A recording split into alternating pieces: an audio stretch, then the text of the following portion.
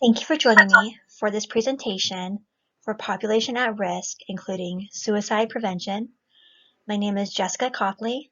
I'm an LPN to BSN student at Indiana State University.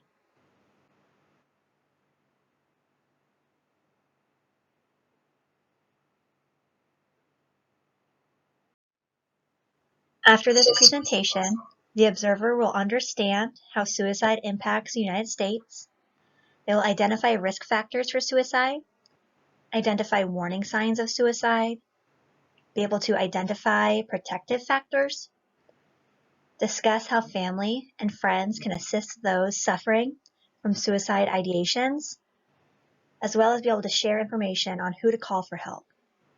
At this point, please pause the presentation and take the pretest to see where you're at, and then join back in. Thank you.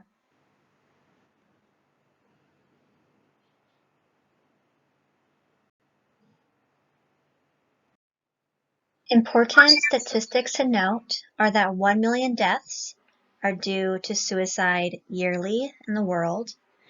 38,000 of those deaths are in the US. It is a third leading cause of death between the ages of 15 to 24. The highest rate are males, 65, including white males greater than 85 being the most vulnerable.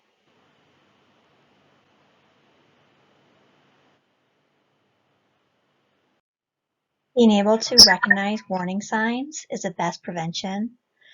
Following the acronym IS, PATH, WARM helps friends and family to recognize warning signs and take the first step in preventing suicide.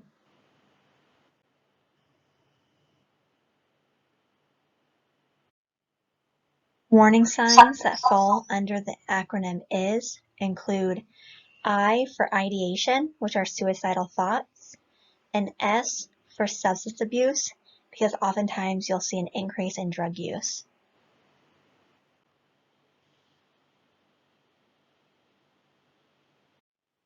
Warning signs that fall under the acronym PATH include P for purposelessness.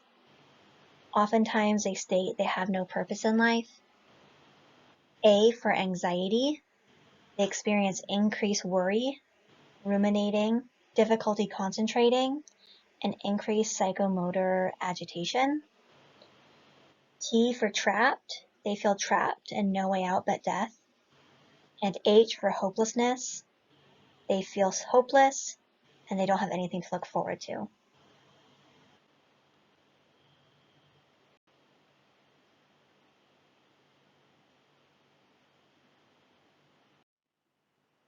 Warning signs that fall under the acronym WARM include W for withdraw. They start isolating themselves from friends and family. A for anger. They act in rage or seek revenge. R for recklessness. They start to take risks and they just don't care about the outcomes. As well as M for mood changes. You'll see dramatic mood changes prior to suicide.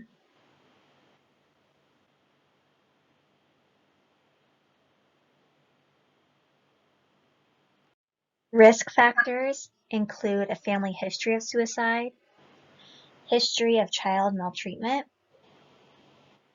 previous attempts, being clinically depressed or have mental health disorders, having alcohol or substance abuse, feeling hopeless, having aggression, there being an epidemic of suicides, the feeling of isolation,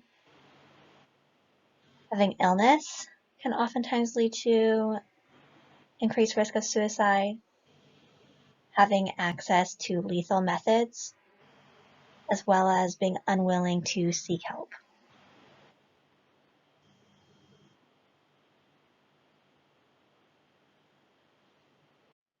Protective factors to assist in those with suicide ideations include clinical care for mental, physical, and substance abuse disorders, as well as easy access to interventions and support, Having family and community support is really important.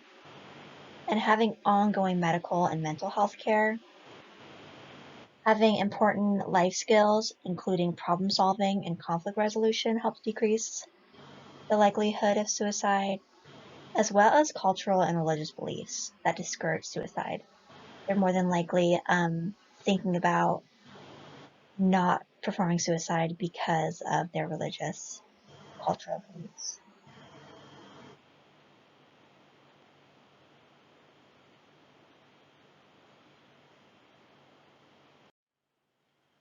It's important to seek help if you're having suicide ideations. There's a national suicide prevention hotline. You can call 1-800-273-8255. As suicide risk increases in the military, there's a specific number to call, and that is 1-800-273-8255. Please reach out to a friend, family, or one of these hotlines.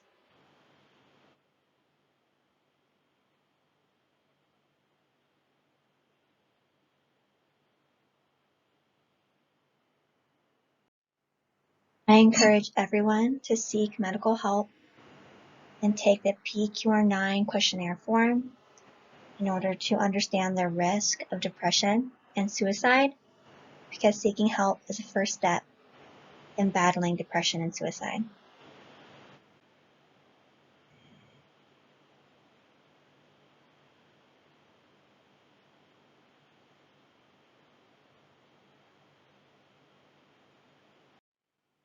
There are many resources to help reduce suicide risk and be able to recognize it in friends and family.